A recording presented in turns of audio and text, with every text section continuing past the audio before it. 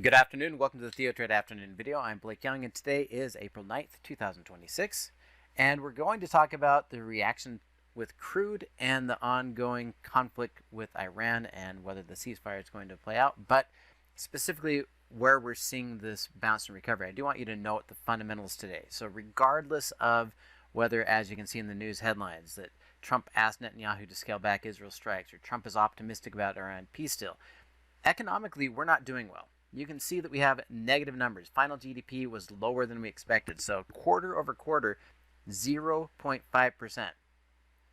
A healthy economy generally grows close to 2.5% to 3%, pretty close within a 1 or 2% difference of inflation. So the fact that GDP is pulling back to 0.5%, that's the final number after we've gathered all the information, this is not good news. Unemployment claims rose. This is not good news. Personal income went negative. That is not good news. Personal spending is sliding as we're getting lower income. So we're getting less income. We still have inflation. Personal spending is going down. Unemployment claims are going up, and growth is diminishing faster and faster. All of that's bad enough, but we can see that it's happening and hitting the wholesalers, or better said, the producers of items, as final wholesale inventories increased to 0.8%. That means that the manufacturers and wholesalers are not selling what they're making or buying. That inventory increase is a problem.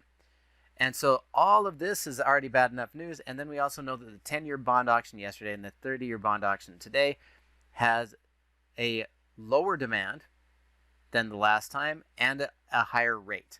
So we're offering higher interest rates and we're getting lower demand for those bonds. That is likely going to see bonds sell off more and interest rates climb again.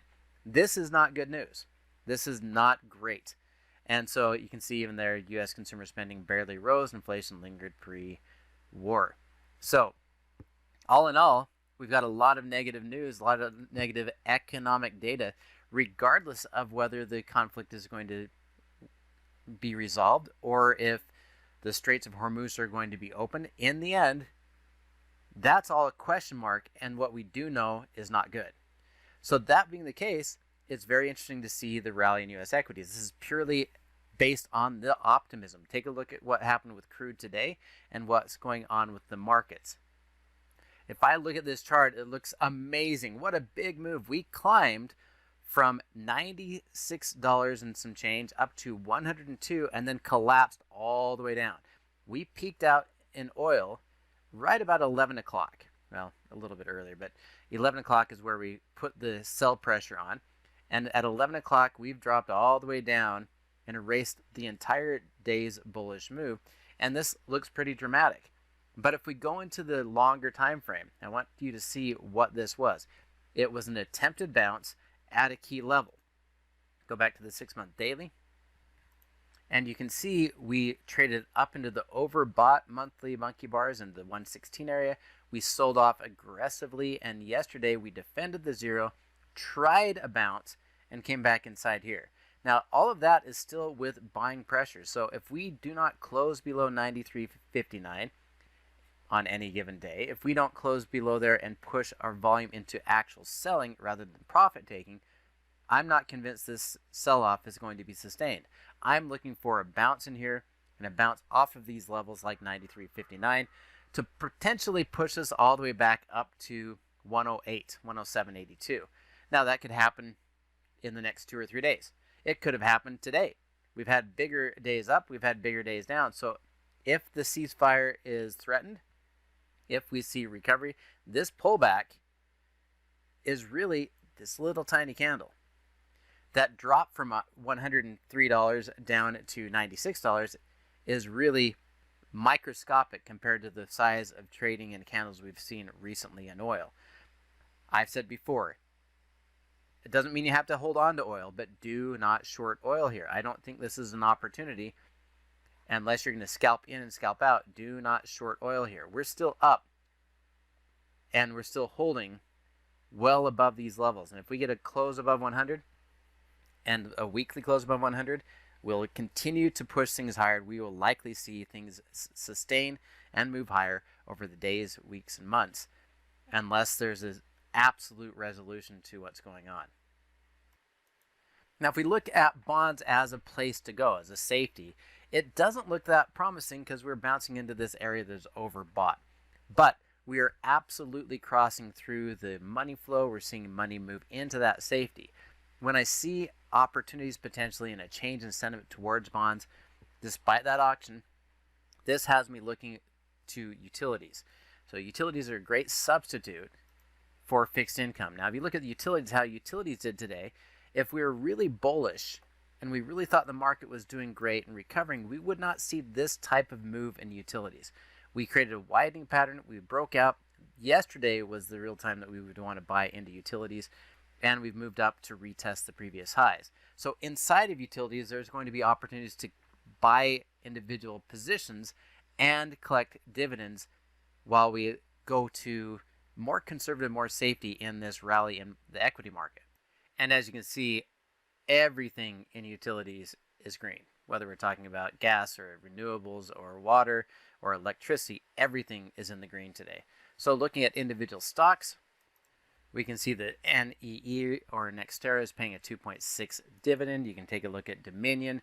Dominion is paying 4%. You can take a look at Duke. Duke is paying 3%. These are all dividend payers that are going to be trying to act as a fixed income or a safety type of substitute. So it's a matter of finding which ones are going to give us the best reward risk if we want the dividend, or which ones are going to give us the best opportunity for option trading. So going down the list, NextEra did break through and make a new 52-week high and is giving us a buy signal based off of the monkey bars. So that means I do expect NextEra to run up to at least 97.98. That's only a $2 move, but it'd be a more conservative play to own this and collect those dividends. If you want to have something that has a bigger move potential, we can take a look at Duke and Dominion. Dominion already broke out, and its 52-week high is all the way up here. To get up into that area, we could break through 66.30, and then I'd say your next target is 67.